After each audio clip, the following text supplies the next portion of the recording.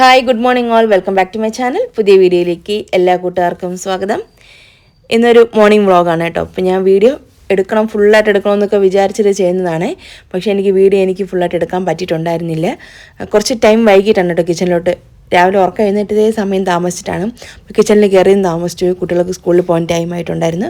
പെട്ടെന്ന് കാര്യങ്ങൾ ചെയ്യണം. എനിക്ക് വീഡിയോ എടുക്കാൻ പറ്റിയിട്ടുണ്ടായിരുന്നില്ല കേട്ടോ. അപ്പോൾ എന്തായാലും ഞാൻ ഇന്നലത്തെ വീഡിയോയിൽ കാണിച്ചിട്ടുണ്ടെന്നല്ലേ ഈ മാവ് അരച്ച് വയ്ക്കുന്നത്. അപ്പോൾ ആ ഉഴുന്നും അരിയൊക്കെ അരച്ച് വെച്ചിട്ട് ആ ഒരു ഇഡ്ഡലിക്കുള്ള മാവ് ശരിയായില്ലെന്നും കൂടെ നിങ്ങളെ കാണിക്കണ്ടേ.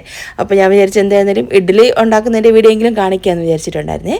അപ്പോൾ ഞാൻ കിച്ചണിലോട്ട് വന്ന പാടെ തന്നെ ആ ഒരു മാവിലേക്ക് ഉപ്പ് ചേർത്തിട്ട് ഒന്ന് നന്നായിട്ടൊന്ന് മിക്സ് ചെയ്തൊന്ന് മാറ്റി വെക്കുന്നുണ്ട് കേട്ടോ. എന്നിട്ടാണ് പിന്നെ നമ്മൾ സാമ്പാറോ അങ്ങനെ എന്തെങ്കിലുമൊക്കെ തയ്യാറാക്കി എടുക്കുന്നത്. അപ്പം അതൊക്കെ ഒന്ന് റെഡിയായി വരുന്ന സമയം കൊണ്ട് മാവ് ഒന്ന് റെഡിയാക്കി കിട്ടിക്കോളും.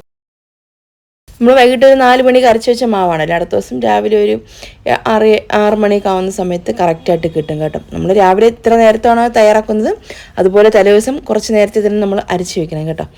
പിന്നെ ഇതാ സാമ്പാറിനുള്ള പച്ചക്കറിക്ക് ഒന്ന് നിരത്തി വെച്ചിട്ടുണ്ട്. ഇപ്പോൾ ഞാൻ എൻ്റെ ഫുൾ വീഡിയോ ഒന്നും എനിക്ക് എടുക്കാൻ പറ്റിയിട്ടുണ്ടായിരുന്നില്ല. സാമ്പാർ റെസിപ്പിയൊക്കെ നമ്മൾ ഓൾറെഡി കുറേ തവണ നമ്മുടെ പേജിൽ കാണിച്ചിട്ടുണ്ട്.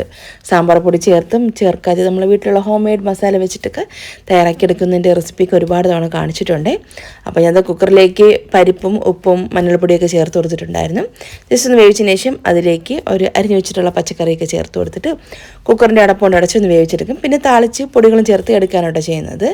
അപ്പോൾ ഇതിനിടയ്ക്ക് നമുക്ക് ഇഡ്ഡലിയും കൂടെ തയ്യാറാക്കിയെടുക്കാം. അപ്പോൾ ഇഡ്ഡലി തട്ടിലോട്ട് കുറച്ച് വെളിച്ചെണ്ണ, ഞാൻ നെയ്യിനേക്കാളും വെളിച്ചെണ്ണ ചേർക്കുന്നതാണ് കേട്ടോ നല്ലത്. എങ്കിലും നന്നായിട്ട് പെട്ടെന്ന് വിട്ട് കിട്ടുള്ളൂ. അധികം ചൂട് പോകാതെ തന്നെ നമുക്ക് ഇളക്കിയെടുക്കാൻ പറ്റും ഈസിയായിട്ട്. നല്ലോണം തണുത്തിട്ട് എടുക്കേണ്ടി വരും. അതിന് മുന്നേ തന്നെ നമുക്ക് എടുക്കാൻ പറ്റും കേട്ടോ. വെളിച്ചെണ്ണ നമ്മൾ തടവിയിട്ട് ആ ഒരു ഇഡ്ഡലിക്ക് ഒന്ന് റെഡിയാക്കി എടുത്തു കഴിഞ്ഞാൽ അപ്പോൾ ഞാൻ അത് ആ ഒരു ഇഡ്ഡലി തട്ടിലോട്ട് കുറച്ച് വെളിച്ചെണ്ണ ഒന്ന് സ്പ്രെഡ് ചെയ്ത് കൊടുത്തിട്ട് അതിലേക്ക് ബാറ്റർ ഒന്ന് കോരി ഒഴിച്ചൊന്ന് കൊടുക്കുന്നുണ്ടേ. ഈ ഒരു ബാറ്റർ നല്ല സോഫ്റ്റ് ഇഡ്ഡലിയും കിട്ടും, അതുപോലെ തന്നെ നല്ല ചെറിയ കുട്ടി ദോശ ഉണ്ട്, അത് നല്ല സോഫ്റ്റും നല്ല കളറും ആയിരിക്കും. നല്ല ക്രിസ്പി ആയിട്ടുള്ള നെയ് ദോശയും തയ്യാറാക്കി എടുക്കാൻ പറ്റും കേട്ടോ. അപ്പോൾ ഞാൻ ഫസ്റ്റ് ബാച്ച് ഇഡ്ഡലി ഒന്ന് റെഡിയാക്കിയിട്ടുണ്ടായിരുന്നു. അതിനുശേഷം പെട്ടെന്ന് കുട്ടികൾക്ക് പാക്ക് ചെയ്ത് അവർ സ്കൂളിൽ പറഞ്ഞയച്ചു. പിന്നെ അടുത്ത ഞാൻ സെക്കൻഡ് ബാച്ച് ഇതിപ്പോൾ നമുക്ക് വേണ്ടി തയ്യാറാക്കുന്നതാണ്. നല്ല സോഫ്റ്റ് ആയിട്ടുള്ള ഇഡ്ഡലിയാണ് കേട്ടോ. മോന് ഇഡ്ഡലി കഴിക്കില്ല, അതുകൊണ്ട് അവന് ഞാൻ ദോശയായിട്ട് തയ്യാറാക്കി കൊടുത്തത്.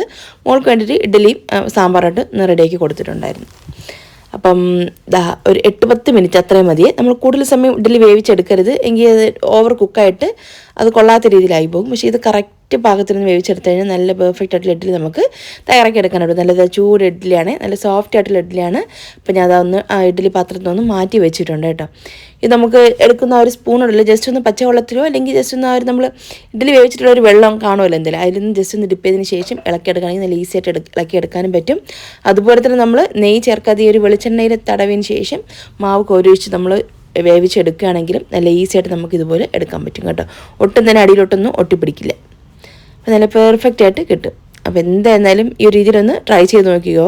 ഈ ഒരു ഞാൻ പറഞ്ഞത് കഴിഞ്ഞ വീഡിയോയിൽ കാണിച്ചിട്ടുണ്ടായിരുന്നല്ലോ, ഒരു കപ്പ് ഉഴുന്നാണെന്നുണ്ടെങ്കിൽ 2 കപ്പ് പച്ചരി നന്നായിട്ടൊന്ന് കഴുകി ഒരു 6-7 മണിക്കൂർ കുതിർത്ത് ഒരു വൈകുന്നേരം സമയത്തേക്കൊന്ന് അരച്ച് വെച്ചിട്ട് അടുത്ത ദിവസം രാവിലെ ഉപ്പ് ചേർത്തൊന്ന് മിക്സ് ചെയ്ത്, പിന്നെ അതുപോലെ തന്നെ ഇതിലേക്ക് അവിലും കൂടെ ചേർക്കണം കേട്ടോ. അപ്പോൾ 2 കപ്പ് അവിലാണ് ഞാൻ ചേർത്ത് കൊടുത്തത്. അപ്പോൾ അതാ കണ്ട നല്ല സോഫ്റ്റ് ആയിട്ടുള്ള ഇഡ്ഡലിയാണ്. എന്തായാലും ട്രൈ ചെയ്ത് നല്ല ടേസ്റ്റിയാണ് കേട്ടോ കഴിക്കാൻ വേണ്ടിയിട്ട്. പിന്നെ ഇതാ വൈകുന്നേരമൊക്കെ ആയിട്ടുണ്ടായിരുന്നു, കുട്ടികൾ വരാനും സമയമായിട്ടുണ്ട്. മോൾ ഉച്ചയ്ക്ക് വരും, മോനും വൈകിട്ടാണ് കേട്ടോ അവന് ക്ലാസ് കഴിയുന്നത്. ഒരു 4 മണിയൊക്കെ സമയത്താണ് വരുന്നത്. അപ്പോൾ അവന് വൈകിട്ട് എന്തെങ്കിലും സ്നാക്സൊക്കെ ഞാൻ തയ്യാറാക്കി കൊടുക്കും. അപ്പോൾ ഇന്ന് എന്തായാലും സ്നാക്സ് പരിപാടിയൊന്നുമില്ല, വേറെ ഒന്നും ചെയ്യാനായിട്ടുള്ള ഒരു മൂഡുമില്ല. അപ്പോൾ ഞാൻ എന്തായാലും കുറച്ച് മുട്ട ഒന്ന് ബോയിൽ ചെയ്തെടുക്കാമെന്ന് വിചാരിച്ചിട്ടുണ്ടായിരുന്നേ. അപ്പോൾ അതൊരു എളുപ്പ പണിയാണല്ലോ, കുട്ടികൾക്ക് ഇഷ്ടത്തോടെ കഴിക്കുകയും ചെയ്യും. അപ്പോൾ അതൊരു 8-10 മിനിറ്റ് ഒന്ന് വേവിച്ച് ആ ഒരു ചൂടുവെള്ളം ഒന്ന് കളഞ്ഞിട്ട് പച്ചവെള്ളം ഒന്ന് ഒഴിച്ച് വെക്കുന്നുണ്ട്. മുട്ട റെഡിയായിക്കൊണ്ടിരിക്കുന്ന സമയം കൊണ്ട് പാലും തിളച്ച് കളഞ്ഞു, അതൊന്ന് ഫ്ലെയിം കുറച്ച് വെച്ചു. പിന്നെ ഞാൻ ചായയൊക്കെ തയ്യാറാക്കി എടുത്തു കുട്ടികൾക്ക് വേണ്ടിയിട്ട്. പിന്നെ മുട്ടയും ഒന്ന് ബോയിൽ ചെയ്ത് 2ആയിട്ട് മുറിച്ച് ഉപ്പും കുരുമുളകൊക്കെ ചേർത്തിട്ട് അതും കൊടുത്തിട്ടുണ്ടായിരുന്നേ. പിന്നെ ചായ കുടിയൊക്കെ കഴിഞ്ഞിട്ടേ പിന്നെ വെറുതെ ഇരിക്കല്ലോ. അപ്പോൾ എന്തായാലും വെളിയിൽ പുറത്തോട്ടൊക്കെ ഒന്ന് ഇറങ്ങിയിട്ട് മുറ്റമൊക്കെ ഒന്ന് അടിച്ച് വരാമെന്ന് വിചാരിച്ചിട്ടുണ്ടായിരുന്നു. അപ്പോൾ 2-3 ദിവസം അടുപ്പിച്ചെന്തോ മഴയായിരുന്നു, തൂക്കാൻ പറ്റിയിട്ടുണ്ടായിരുന്നില്ല. അപ്പോൾ നല്ല രീതിയിൽ ചവറുണ്ടായിരുന്നു പുറത്തൊക്കെ. അപ്പോൾ അതൊക്കെ ഒന്ന് തൂത്തുവാരി കത്തിച്ച് കളയുന്നുണ്ട് കേട്ടോ. അപ്പോൾ ഈ ഒരു കുഞ്ഞു വീഡിയോ വ്ലോഗൊക്കെ നിങ്ങൾക്ക് ഇഷ്ടമായിട്ടുണ്ടെങ്കിലേ മറക്കാതെ തന്നെ ഒരു ലൈക്കും ഷെയറും കമൻറ്റൊക്കെ ചെയ്ത് നമ്മുടെ ചാനൽ ഒന്ന് സപ്പോർട്ട് ചെയ്യണേ. അപ്പോൾ ഈ വീഡിയോ കണ്ട എല്ലാ കൂട്ടുകാർക്കും താങ്ക്സ്.